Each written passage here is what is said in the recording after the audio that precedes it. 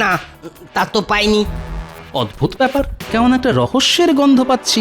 সে যাই রহস্য হোক না কেন, সেটাকে উদ্ঘাটন তো করতেই হবে। আমি ভেবে দেখছি কি করা যায়। তুমি এখন বাড়ি যাও হীরালাল, বাড়ি যাও। এই কালকে আমার রাজ্যে কোনো সমস্যাই ছিল না, আর আজকে হঠাৎ করে সমস্যা চলে এলো।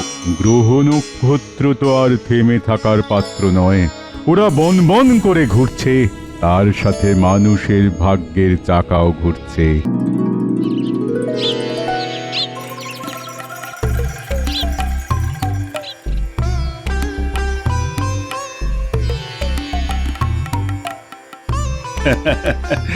বহুদিন পরে রাজবাড়ির বাইরে পা রেখে বেশ ভালোই লাগছে, কিন্তু আমি দেখতে চাই আমার রাজ্যের রাজ্যবাসী সকলে কেমন আছে। একেই বলে মহারাজ মাটির টান। একবার মাটিতে পা পড়লে মাটিকে শিকড়ের মতো আঁকড়ে ধরতে চাইবে। আজকে আর রাজসভা নয়, ফেলে এসেছেন সব কাজ। গ্রাম বাংলা ঘুরে দেখছেন মাটির মানুষ মহারাজ। বাহ সভাকবি বাহ, তোমার এই কবিতা শুনে আমি ধন্য। এই নাও মুক্তোর হার, কেবল তোমারই জন্য। চলুন মহারাজ, সামনে হীরালালের বাড়ি, ওদের বাড়িতে গিয়ে দেখা যাক সবাই কেমন আছে। তাই চলো, তাই চলো।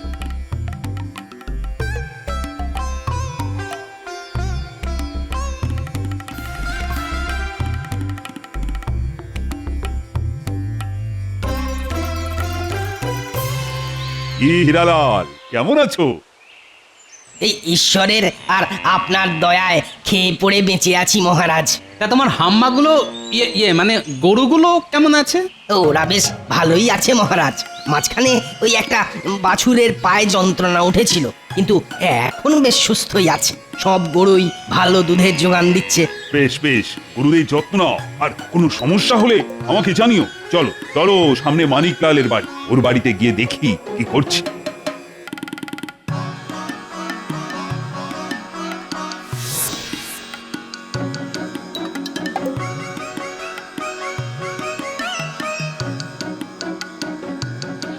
কি খবর মানিকলাল? ও মহারাজ, আপনি কি সৌভাগ্য, আপনি আমার বাড়িতে এসেছেন, তাও আবার সপার্শ্বদ। কই গো মিনুর মা কোথায় গেলে গো? আরে অত ডাকাডাকির কিছু নেই, আমি একটু ওই রাজ্য পরিদর্শনে বেরিয়েছি, দেখি কে কেমন আছে। আমরা সবাই ভালো আছি মহারাজ। এই সংসার আর ছাগলদের নিয়ে ভালোই কেটে যাচ্ছে। মহারাজ, আপনি বাইরে দাঁড়িয়ে আছেন কেন? ভিতরে আসুন। না না না না, আজ নয়, আজ নয়, আজ অনেকের বাড়িতে যেতে হবে, পরে কোনো একদিন হবে। গেলে মহারাজ ভালোই হতো, হয়তো হালকা করে পেট পুজোটাও হয়ে যেত। হ্যাংলামুটা বন্ধ কর গোপাল। চলি হে মানিকলাল, পরে একদিন আসবো। আচ্ছা, মন্ত্রীকে তো দেখছি না। মহারাজ, ওই মন্ত্রীমশাই তো ধীরে ধীরে হেঁটে আসছেন কচ্ছপের মতো, ওই পিছনে। যাই হোক, আমাদের রাজ্যে সবাই বেশ কিন্তু সুখে শান্তিতেই আছে। হ্যাঁ, ঠিকই বলেছেন রাজপণ্ডিত মশাই। আচ্ছা ঠিক আছে, ঠিক আছে। তাহলে ওই কথাই রইল, আজকে মাঝরাতে দেখা হবে আপনার সাথে। হ্যাঁ ঠিক আছে, ঠিক আছে, এখন তোরা আয়।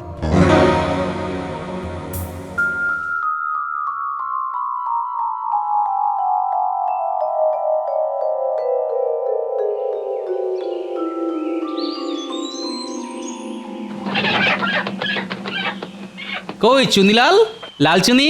একি মহারাজ, আপনি কি সৌভাগ্য! আসুন আসুন আসুন, ভেতরে এসে বসুন। না না, আমি তো আজকে বসতে আসিনি চুনি। তা তোমার কাজকর্ম, সংসার এসব কেমন চলছে? কোনো সমস্যা নেই তো? না, তেমন কোনো সমস্যা কিছুই নেই, সবই ঈশ্বরের দয়ায় কুশল মঙ্গলই আছে। বাহ বাহ, বেশ বেশ। কোনো সমস্যায় পড়লে আমাকে জানিও কিন্তু। মহারাজ কৃষ্ণচন্দ্র কোনো সাধারণ মহারাজ নন, তিনি হলেন প্রজাদরদি রাজা। যেমন মুরগির পালক, টিয়া পাখির পালক, তেমনি মহারাজ হলেন প্রজা পালক। দেখলেন মহারাজ, দেখলেন গোপাল কিরকম আপনার সাথে মস্করা করে চলে গেল। হ্যাঁ, তাই তো দেখলাম। চলো, আজ অনেক বেলা হয়ে গেছে, তোমরা সবাই এখন বাড়ি যাও। কালকে রাজসভায় তোমাদের সাথে আবার দেখা হবে।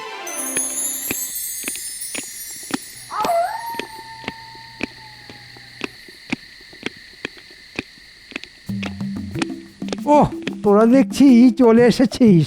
হ্যাঁ মন্ত্রী মশাই, আমরা হলাম আপনার চেলা চামুন্ডে। আপনি ডাকলে আমরা কি আর না এসে থাকতে পারি?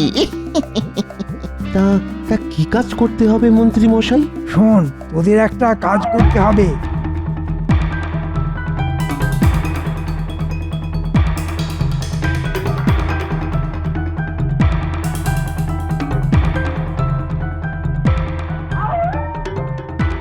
এটা দিয়েই হবে আসল কাজ। আমি সব ব্যবস্থা করে রেখেছি, তোদের শুধু বাকি কাজটা করতে হবে। আমাদের এই কাজের গুপ্ত শব্দ হলো হিরে, চুনি, মানিক। অ্যাঁ? এগুলো তো মূল্যবান রত্ন। আমরা এগুলো চুরি করব? আগে ভালো করে শোন, তারপরে কথা বল। প্রথমে তোদের যেতে হবে।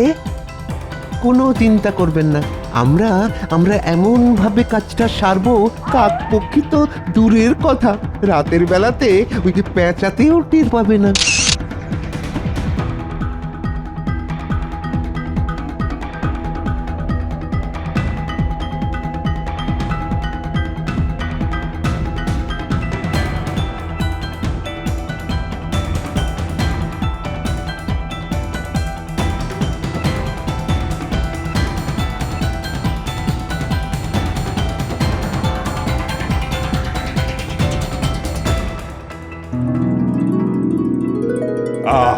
সভাসদগণ, কালকে এটা দেখে আমি বেশ খুশি হয়েছি যে আমার রাজ্যে অধিকাংশ প্রজাই বেশ সুখে শান্তিতে দিন যাপন করছে। সে তো করবেই মহারাজ, সবই আপনার পালকের গুণ।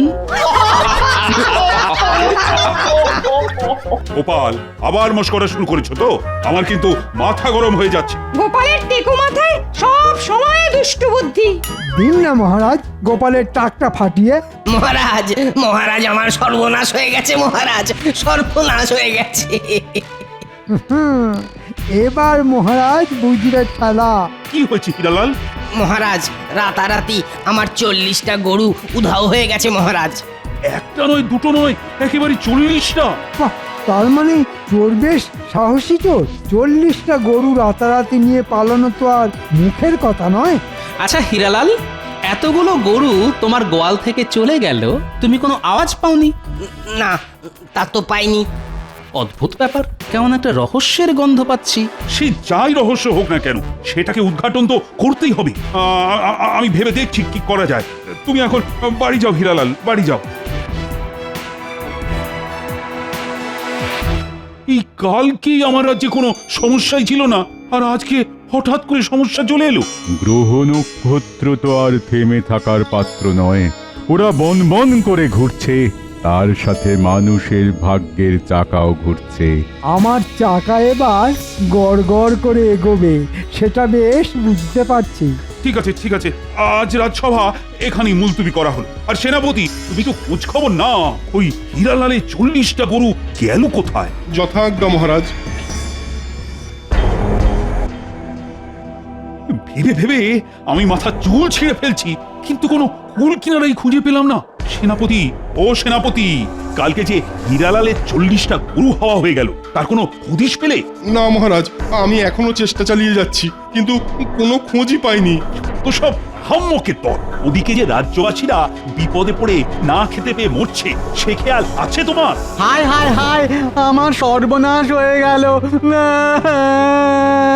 হ্যাঁ? মানিকলাল, তোমার আবার কি হলো?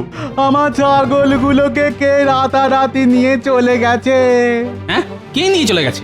আমি জানি না মহারাজ, কে আমার এত বড় সর্বনাশ করলো। আপনি কিছু একটা করুন। একের পর এক সর্বনেশে কাণ্ড ঘটেই চলেছে।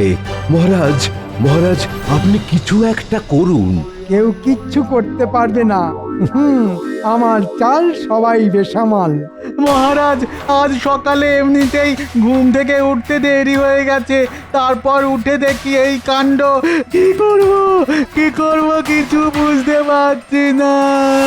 কি এ তো সর্বনাশের মাথায় বাড়ি। আরে তোমরা দাঁড়িয়ে দাঁড়িয়ে দেখছো কি? কিছু বলো ও মন্ত্রী, আরে ও গোপাল। আমি এ ব্যাপারে কি করব? আমি তো ভেবেই কুল কিনারা পাচ্ছি না যে কি করব। তোমরা সবাই এক্ষুনি সারা রাজ্যে খোঁজ খবর নেওয়া শুরু করে দাও, কে বা কারা প্রজাদের এই চরম সর্বনাশ করে চলেছে।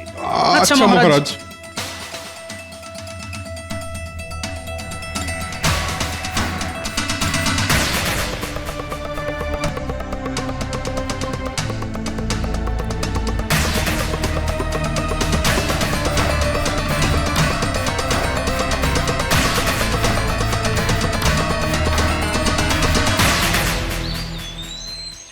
কেলে পচা, আরে এই কেলে পচা, ও কে রে? ও ও গোপাল দাদা, বলো তা হঠাৎ তুমি আমার বাড়িতে? ঘরে চল, সব বলছি।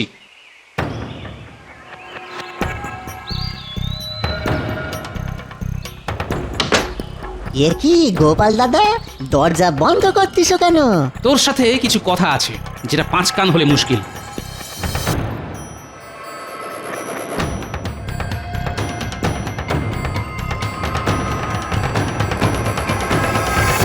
এ মা, সি সি সি, এসব কি বলতিস গোপাল দাদা? তোমার কথা মতো আমি চুরি, সামারি, অপহরণ এসব বাজে কাজ একদম বন্ধ করে দিয়েছি। এই বিশ্বাস করো তুমি। আচ্ছা তাই বুঝি? তাই এগুলো কে করছে শুনি? বিশ্বাস করো গোপাল দাদা, আমি কিচ্ছুটি জানি না গো। শুধু ভালো কাজের জন্য তুমি চুরি করতে বলো, তখনই আমি করি, নইলে আমি ওই রাস্তায় আর কোনোদিনও হাঁটবো নি গো দাদা, সত্যি বলতেছি তোমারে। ঠিক আছে, তুই যখন করিসনি তখন কেউ তো একটা করছেই, আর যেই করুক না কেন সেটা তোকেই খুঁজে বের করতে হবে। কি করতে হবে বলো গোপাল দাদা? তোকে আজ রাতে রাজ্যের চারিদিকে পাহারা দিতে হবে। কেউ কোনো পশু পাখি চুরি করে রাজ্য থেকে অন্য কোথাও নিয়ে যাচ্ছে কিনা সেটা জানতে হবে। আচ্ছা গোপাল দাদা।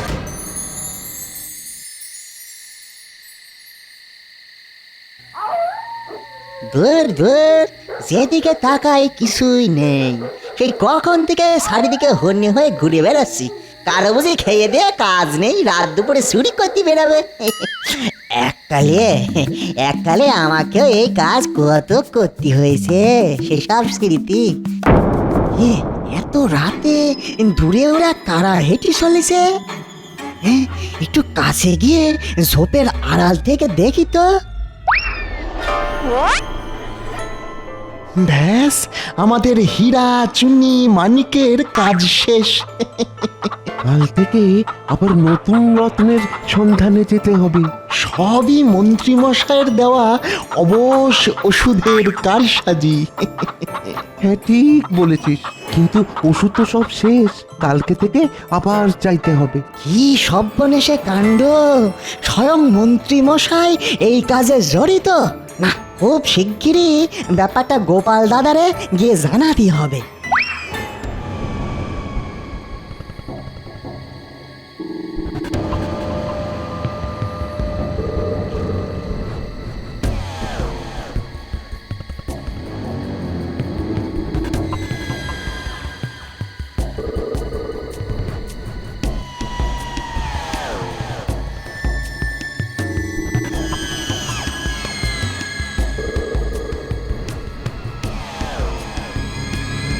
সেই কখন থেকে অপেক্ষা করছি, কিন্তু এখনো কেলে পচা এলো না। মনে হচ্ছে আজকে আর চুরিতে আমার কিছু হবে না। যাই, ঘুমোতে যাই।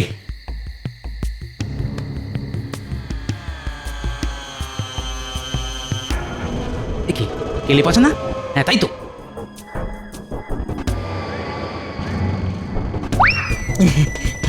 হ্যাঁ হ্যাঁ গোপাল দাদা, সব খবর জানতে পেরেছি। আয় ভেতরে আয়।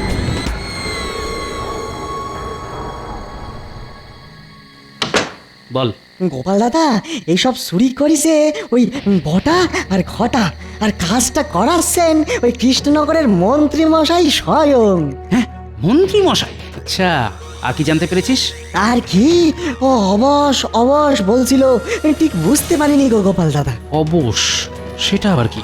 আচ্ছা আচ্ছা ঠিক আছে, তুই তোর কাজ করেছিস। আর হ্যাঁ, তুই যে সব দেখেছিস আর আমাকে বলেছিস, এই ব্যাপারটা যেন কেউ জানতে না পারে। তুমি একদম নিশ্চিন্তে থাকো গো গোপাল দাদা, কেউ ঘুণাক্ষরও কিছুটি টের পাবে না গো। এই নে তোর বকশিস, যা বাড়ি যা।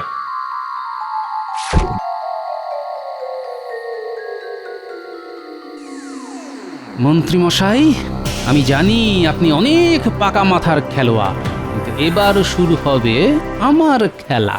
আমি গোপাল হলাম দাবার চালে ঘোড়ার 2.5 প্যাঁচ, যে চাল মন্ত্রীর চালও সম্ভব নয়।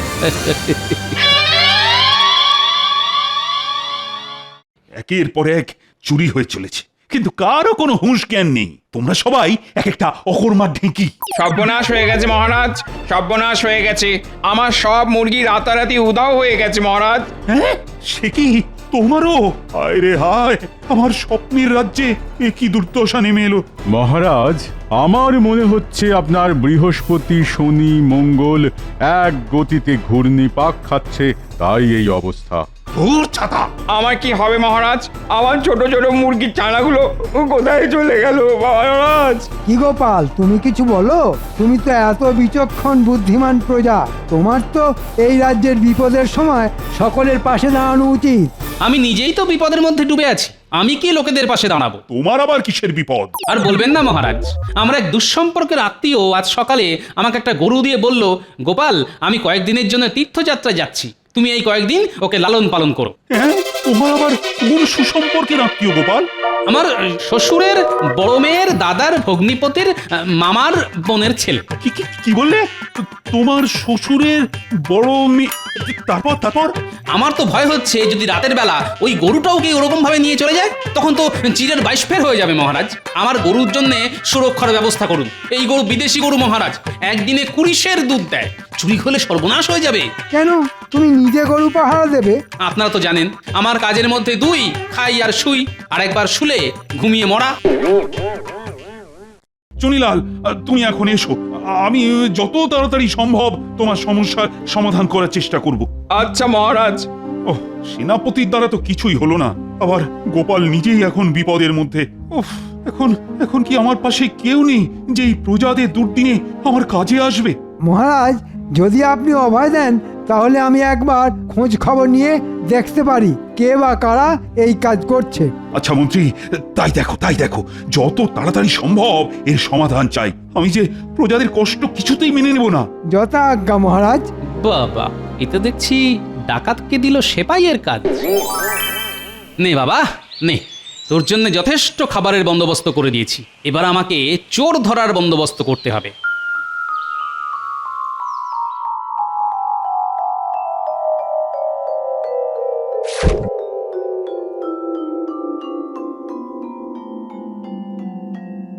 মোটামুটি এই দূরত্বে গোল করে গর্ত খুঁড়লে এখানে গরু আসতে পারবে না।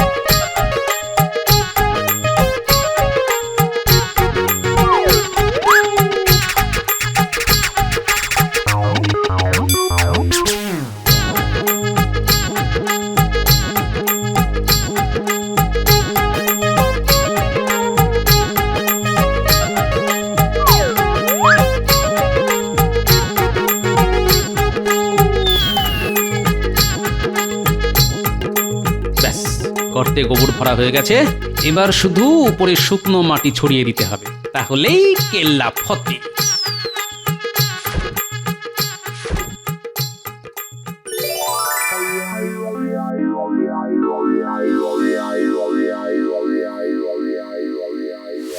প্রহরী, চটপট মহারাজকে ডেকে আনো, খুব জরুরি দরকার। বলো গোপাল ডাকছে। আচ্ছা, এক্ষুনি ডাকছি। ওই তো গোপালের গরু দেখা যাচ্ছে গাছতলায় বাঁধা। আরে দাঁড়া, আগে অবশ করার ওষুধটা কাপড়ে করে জানলা দিয়ে ছুঁড়ে দি, তারপরে কাজ করতে হবে।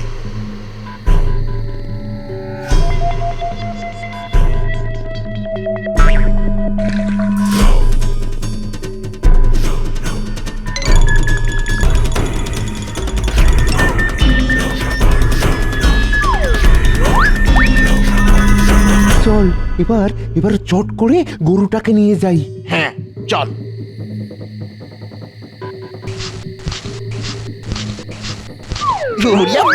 বাবারি, গর্তের মধ্যে পড়ে গেলাম রে।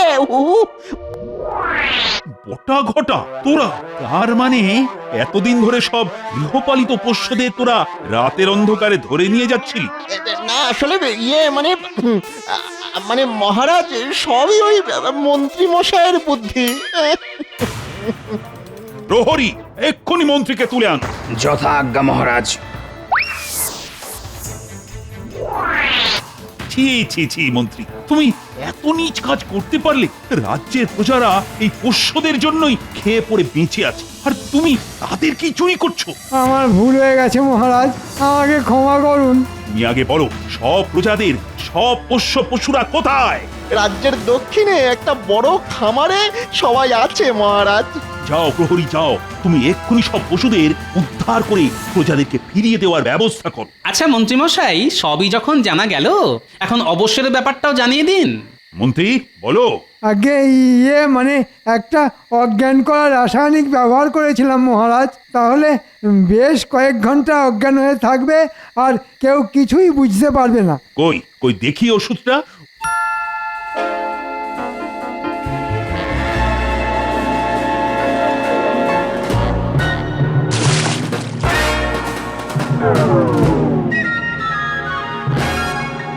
ও গোপাল দাদা, আমাদের গর্ত থেকে তোলো দাদা, আর কতক্ষণ গোবরের কবরে থাকবো?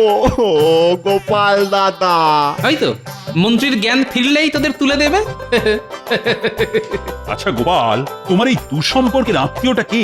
আমি কিন্তু অনেক ভাবলাম, কিন্তু এখনো বুঝতে পারলাম। এটা তো আমারই গরু, মন্ত্রী আর বটা ঘটাকে ধরার জন্য কিনেছিলাম। কিন্তু তুমি যে বললে তোমার শ্বশুরের বড় মেয়ের দাদার ভগ্নিপতির মামার বোনের ছেলে। হ্যাঁ ঠিকই তো বলেছি, আমার শ্বশুরের বড় মেয়ে আমার গিন্নি, আমার গিন্নির দাদা আমার শ্যালক, আমার শ্যালকের ভগ্নিপতি আমি, আর আমার মামার বোন আমার মা, আমার মায়ের ছেলে আমি।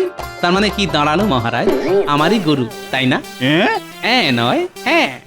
গোপাল তুমি পারো বটে।